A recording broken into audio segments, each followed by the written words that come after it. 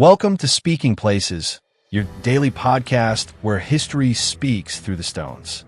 Today, the ancient city carved in red rock tells its story, if Petra could talk.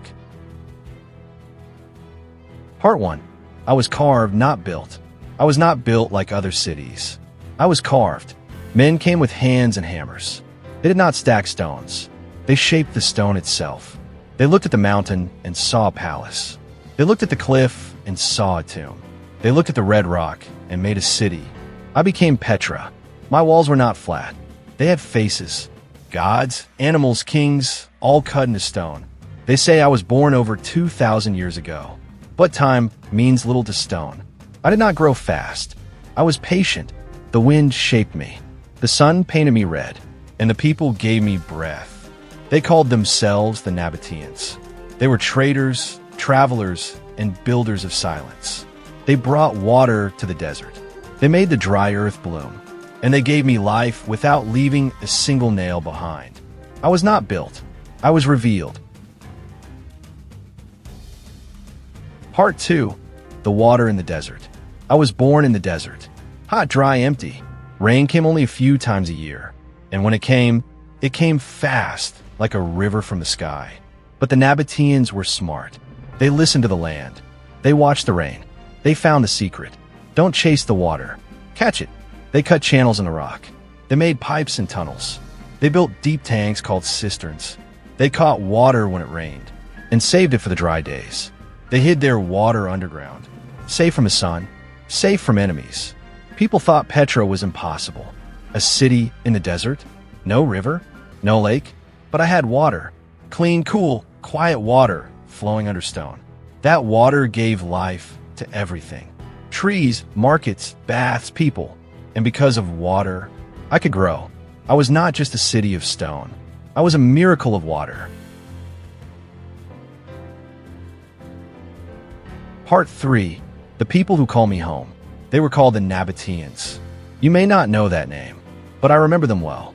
They were not loud, not like the Romans. They were quiet, careful, and wise. They did not write many books. They left few words, but they left me. They came from the desert. They moved with camels, traded with faraway lands, and slowly they stayed. They did not build big castles. They built into the mountain. They did not fight to rule the world. They made peace to move through it. In their homes, there was color. Red stone, painted walls, soft carpets. They ate dates, bread, honey, and goat cheese. They drank water like gold. Every drop was precious. They believed in many gods. Some came from Arabia. Some from Greece. Some were carved right into my face. They did not need to conquer. Trade was their power. Water was their weapon. And silence was their strength. They gave me life, but never tried to own me. They lived with me, not on me. I was not their throne. I was their home. Part 4. The traders and the world's gifts. I sat between empires. To my west, Rome. To my east, Arabia. To my south, the Red Sea. To my north, Damascus. And through me, past the world. Traders came from far away. They brought things you could not grow, not find, not make. Frankincense, myrrh, spices, silk, ivory, perfume, gold. They carried them on camels. Long, slow caravans through the heat. They came tired. They came thirsty. But when they saw me, they rested. I gave them water, shade, food, and stories. The Nabataeans welcomed them. They did not steal. They did not fight. They traded. And slowly, I became rich. Markets opened. Coins changed hands. Languages mixed in my streets. Greek, Arabic, Latin, Aramaic. I smelled like cinnamon. I sounded like music. I looked like no other city. I was not Rome. I was not Babylon. I was Petra, the city between, the place where the world passed through. Part 5. The voices that passed through me. I heard many voices. Some spoke softly. Some shouted. Some prayed. Some ordered soldiers. They came from different places, but they all passed through me. I remember a Greek traveler. He drew my temples on a scroll. He could not believe I was real. He called me a city from dreams. I remember Roman generals. They marched through my gates, not with war, but with power. They wanted Petra to be part of Rome. The Nabataeans agreed for peace. And for a time, I wore a Roman robe. New buildings, new coins, new gods. But I never lost myself. Later, I heard new prayers. Different words, different clothes, different books. Christians passed through. So did Arab tribes. Even pilgrims on their way to Mecca. They walked through my canyons. They left their names on my stones. They lit fires and told stories under the stars. And I listened. I did not stop them. I did not hold them. I simply let them pass. I was not a border. I was a door. Part 6. The Quiet Fall. It didn't happen in one day. Not even in 1 year. I did not burn. I did not break in battle. I simply slowed down. The trade routes changed. Caravans chose other paths.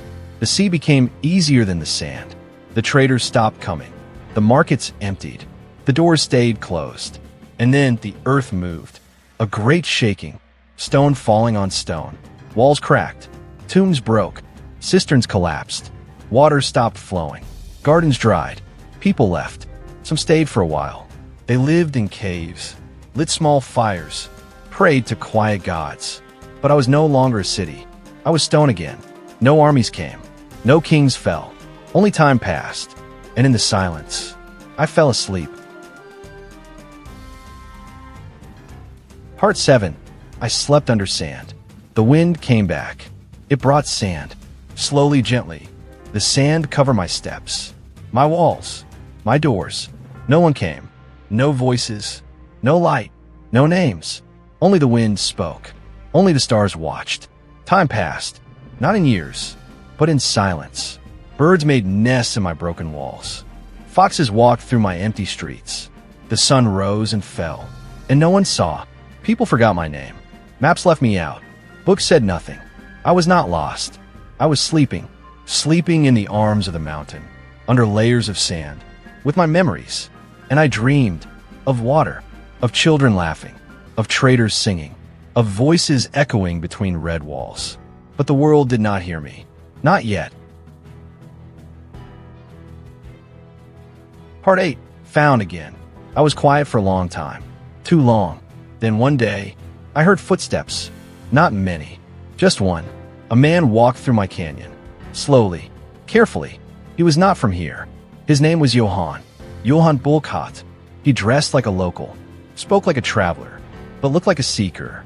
He had heard whispers. Stories of a lost city. Hidden in the red rocks. People told him, there is nothing there.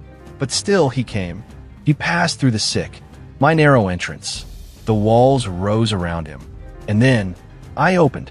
The first sight of my treasury. Carved deep into the cliff. Made him stop. He said nothing. He just looked.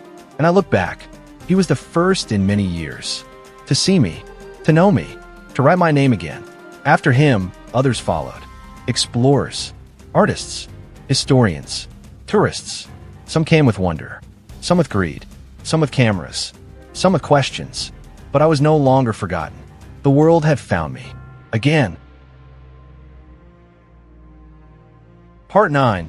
Today, I stand and remember. Today, I am not a home, not a market, not a city, but I still stand. People come every day. They walk through my canyon. They stand in front of my walls. They take photos. They smile. They whisper. Some know my story. Some don't. But I watch them all. I listen to their voices. I hear their questions. Who lived here? How was this built? Why was it forgotten? And inside, I answer. I was carved by hands and dreams. I was filled with life and trade. I was lost to time and sand. But I remember. I remember the children playing, the traders singing, the fires burning in the night. I remember the quiet fall, the long sleep, and the first eyes that found me again. I am more than stone, more than history. I am memory. So if you ever walk through me, walk slowly, touch the walls, listen to the silence, because I'm still here, still speaking, still waiting. I am Petra, and I remember. Thank you for joining me in Petra's story. If you enjoyed this journey through time, please like, share, and subscribe. Remember, every place has a voice, and here at Speaking Places, we help you hear it.